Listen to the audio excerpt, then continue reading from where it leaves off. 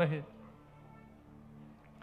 लेकिन लोगों की दृष्टि तक तो ठीक थी बात, एक दिन राजा की दृष्टि पड़ गई। और जब राजा कुछ ठान ले तो फिर प्रजा तो कुछ कर नहीं सकती। मां ने सदा समझाया कि तू केवल विठोबा की है, तू केवल विठ्ठल की है, और कोई तेरा नहीं हो सकता।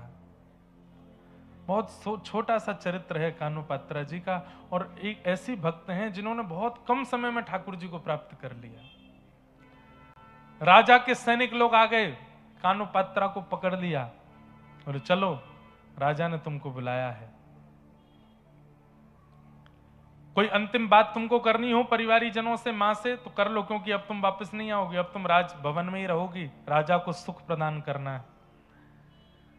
तो कानोपात्रा से जब पूछा गया कि तुम्हारा अंतिम इच्छा कुछ हो तो बताओ, तो उसने कहा मैंने जीवन भर विठोबा के कीर्तन सुने हैं, जीवन भर विठोबा का केवल नाम सुना है, दर्शन नहीं किया।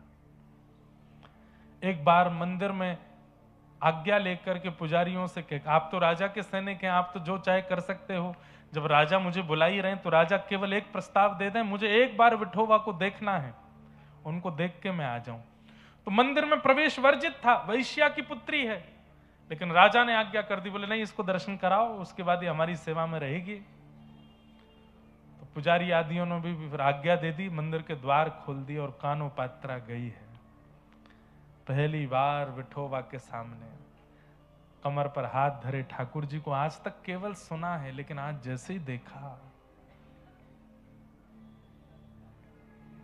सन्मुख गई, जाकर के कानोपात्रा के नेत्र सजल हो गए और सजल नेत्रों से ठाकुर जी से कहती है कि नाथ,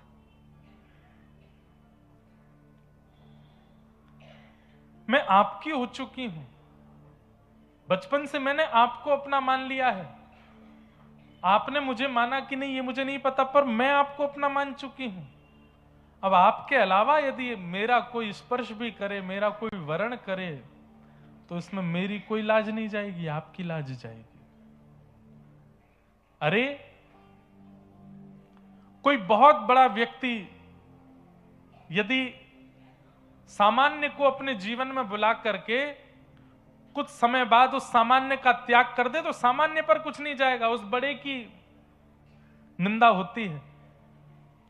हम सामान्य जीव हैं, हम आपकी शरण में आए हैं, आपके चरण में आए हैं नाथ,